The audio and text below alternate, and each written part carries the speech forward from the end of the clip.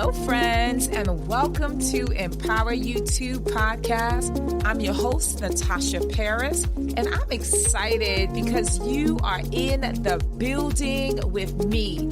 You can be anywhere in the world, but you have chosen to be here with me, and I am so humbled and appreciative. Let me tell you about this show. Each and every single week, we continue to empower you to greatness that is truly going to help you, whether you are a person that have experienced a heartbreak, have gone through a divorce, or have endured levels of trauma of any kind, or you're just a person trying to rebuild their life and themselves, and now you are finally ready to live a life full of abundance, joy, and peace, then this show is for you. So with that said, thank you again for being here. I am extremely grateful. I'm excited to be on this journey with you because together we are empowered for greatness. You ready? Let's go. Hello, my friends, and welcome to the Empower You 2 podcast. And once again, I am your host, Natasha Paris St. Armand, and I am your local resident mental health therapist expert here to share some amazing information for you and with you. And so with that said, welcome, welcome, welcome. I'm super excited, as always, to come before you to share some golden nuggets. So let's get right into it. Episode 85. And let me just say this, right? As always, I always want you to express and communicate and provide feedback on this episode or any other episodes that you've listened to. So if this episode at the end resonates with you, I want you to go to your favorite platform, whether it's Apple or Amazon or Spotify, and hit the 5-star button and share some information such as your thoughts and feedback about the actual episode. So let's get into it for the second time, like I said that. Okay, episode 85, and the topic for today is stop it. You can't change the past. Let's go. Stop it. You cannot change the past. Oh my goodness. Let me talk to you, my friends. My friend, I want you to hear me and hear me clearly. Wanting to change the past is a common desire for so many people, but it can lead to emotional distress and anxiety. And that's what we're going to talk about, right? Because Empower You 2 podcast is all about being able to empower you for greater. And if you are caught up in your head watching the movie, yes, I said it, watching the movie in your head that has the suspense, it has the horror, it has the romance, it has the action pack, right? If you are watching that movie in your head because you are hoping that the ending ends up being different, you are in for a treat because it can only happen in your head. But the reality is that a good amount, I'm going to just jump out there on a limb, my friend, and say about 85% of individuals living and walking this planet all had at least one thought of hope that they can change the past, right? And you know what that looks like.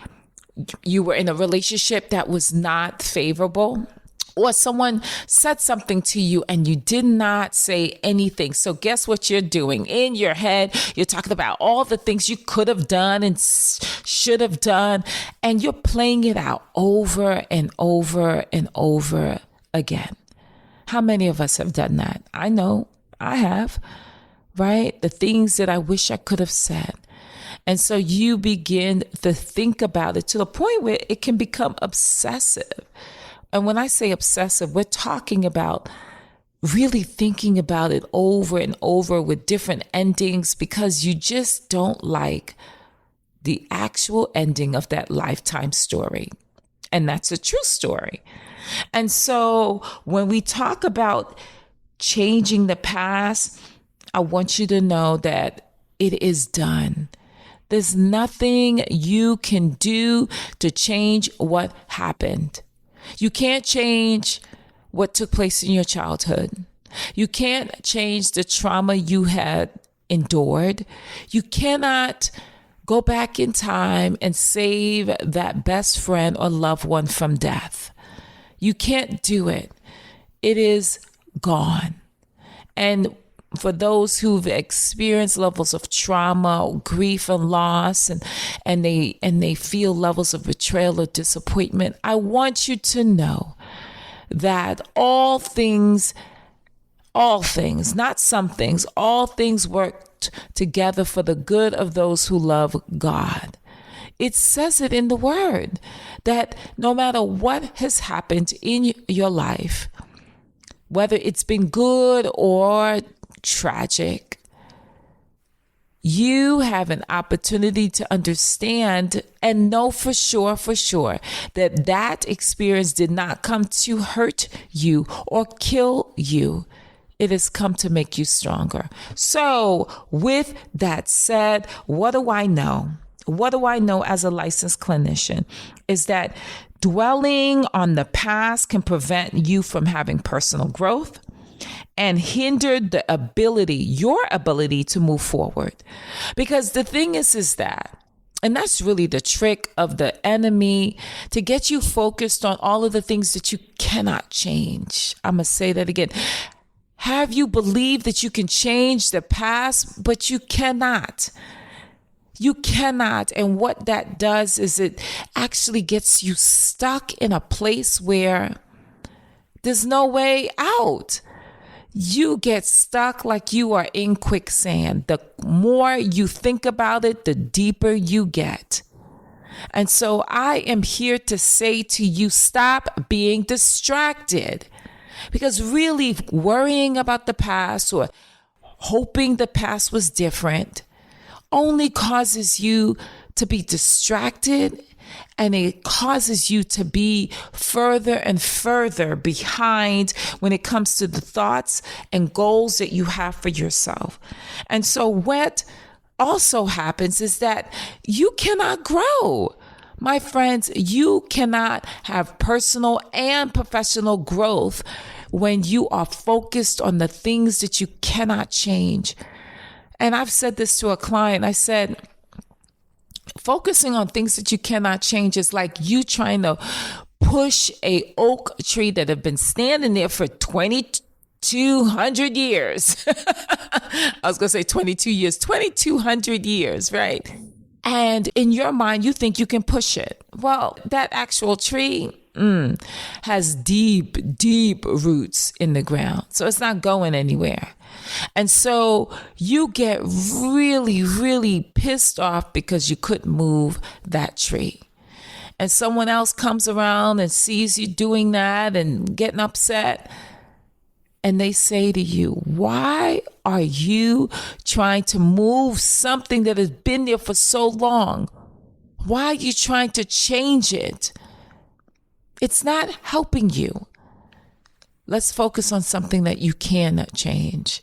That's what we need to focus on. Something that we can change. And let me say this. It's important to focus on the present moment, my friends. Focus on the present moment at this current juncture and work towards creating a better future. So I have a client who is really doing well for themselves, but they have a past that they find themselves it's hard to shake off. Both his parents were addicts and he had a tough life. But one of the things that he came into therapy for was the fact that he had a hard time letting go of the past. And yes, my friends, it is difficult when you have a past that dictated your current situation where you yourself have addictions, you have trauma, you have levels of depression because of your past. Yes, I get it. I understand. But how do you prevent your past from dictating your future? Yes, it can, but you can do something now. You can do something now. Stop living in the past. You can't change what took place in your life. You cannot. You have to learn how to live in the present. Allow your past to be your teacher, but create a situation right now where you develop more of coping mechanisms that allow you to say, you know what? Yes, this happened to me in the past, but I will not allow it to dictate my future. Here's another example. I have many individuals that come through my practice that have relationship issues, and they were burned, betrayed by an ex. And what I find is often the case is that they allow their past relationships to dictate the current relationship that they're looking to get into, or I should say, or are currently in. They don't trust their partner. They think that they're going to cheat on them. Mind you, they have not done any of that, but they're allowing the past situation, past relationships to dictate how this present partner is looked at, right? They're looking at them like, oh, I know he's going to do something bad. I'm waiting for the ball to drop. And it's like, no, don't continue to allow what someone did to you in the past to really dictate what is happening right now in this beautiful relationship. Because what ends up happening is you don't grow. You don't allow the person to show you different. You beat yourself up, and also it causes levels of depression and anxiety because you are waiting for the ball to drop. You think that this is going to be the same person, and also you don't get a chance to really enjoy the present and enjoy that person. So if you find yourself struggling with thoughts of changing the past, it might be helpful to practice these particular suggestions, right? These recommendations that I'm going to go through with you right now. The first recommendation is I want you to begin to limit exposure to triggers, my friends. The goal, my friend, is to identify situations that trigger thoughts about the past and try to limit your exposure to them. So what do I mean by that? What you need to do is stop exposing yourself to the person that has hurt you in the past. Stop reminiscing on the things that they did. Stop being in the shower. And I've done that. You're in the shower and you begin to remember all of the things that they had done to you. And you begin to imagine what you would have said, done to prevent it from happening. Again, you cannot change the past, right? And so it's important for you to not trigger yourself by looking at that person's social media, if it's someone that hurt you, or actually reminiscing. And reminiscing is usually associated with something positive, but oftentimes people get caught up believing that the past is something that they can change. So guess what they do is they begin to replay the trauma that has occurred and also the feelings that were associated with it. And so it's important for you to begin to surround yourself with positive influences that encourage living in the present. And what do I mean by that, my friend? It is you saying to yourself, I am not going to stay in the past. I'm going to be in the present. And how do you do that? When you find yourself obsessing about something that has happened in the past, it's like the cartoons, right? Where they shake their head really fast, right? And I'm not saying that you can do that, but what I am saying is one of the actual techniques that I've utilized with many of my clients is think of something that you can do. Like one of the things is you can begin to say your alphabets backwards, right? As soon as you have those thoughts and you're trying to get out of that cycle, right? That cycle of, oh my goodness, this would happen, and I should have done this, I could have done that. As soon as you catch yourself doing it, you actually say, nope, you say no. And then you say, I'm counting backwards, like by twos, right? 20, 18, 16, right? But the reason why is because the brain has to switch gears in order to do that, right? So if you say, I'm gonna count 1, 2, 3, you can do that by default. But if you are counting backwards by twos or by fives or by threes, or saying your alphabets, that is a big one. Say your alphabets backwards, because this is going to allow your brain to reset, and now you can move forward. I'm going to say that again. Going in reverse allows you to reset your brain, because it has to switch gears like a vehicle in order for you to think positively. And you need to give yourself that space to do that. So the goal is to catch yourself doing it, thinking those thoughts, and then now resetting. Okay? I hope you get that. The second goal or recommendation is for you to begin to practice mindfulness. For those who don't know, I have been trained in the area of mindful meditation. And what is mindful meditation? What that is that you focus on the present. You mindfully focus, practice being in the present moment, observing your thoughts and feelings and not placing judgment when they come through your mind. And it's important for you to engage in activities that require your full attention.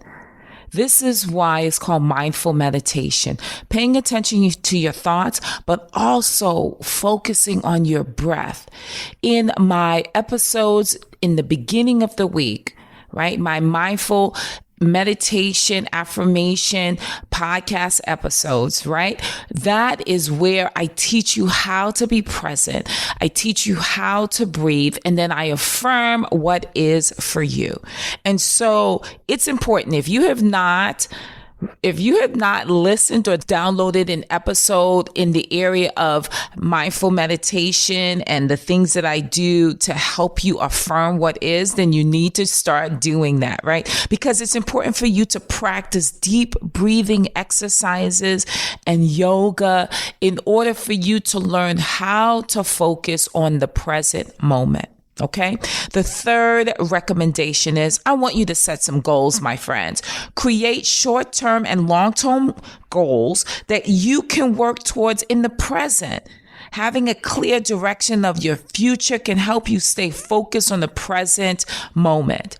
Create a goal for yourself. What is it that you want to achieve in this lifetime? Because if you continue to focus on the past, you will not have the energy to focus on the present. I'm going to say that again. If you continue to focus on the past, you will not have the energy to focus on the present. So if you don't have any goals in mind, create them. Write them down. Okay. The fourth is I want you to have a strong level of gratitude. Focus on what you have in the present moment. And my fifth point and last point is it's important for you to seek support. Talk to a therapist like myself or a trusted friend about your struggles with focusing on the present. They can help you or provide you with guidance and support as you work on being more present focused. I'm going to say that again, being more present focused. Don't be afraid to ask for help. It is Mental Health Awareness Month. And what we know for sure is that there are many people who are struggling. To say that things are great all the time is bull, because we are living this life. And it's important to be aware of what you're experiencing, what you're feeling, and it's okay not to be okay. And it's okay to ask for help, because really courage is being in a place where you're uncomfortable, but doing something anyways. So you may be uncomfortable with asking for help. You may be uncomfortable with those thoughts that you're having as it relates to being in the past and not focusing on the future. Say something.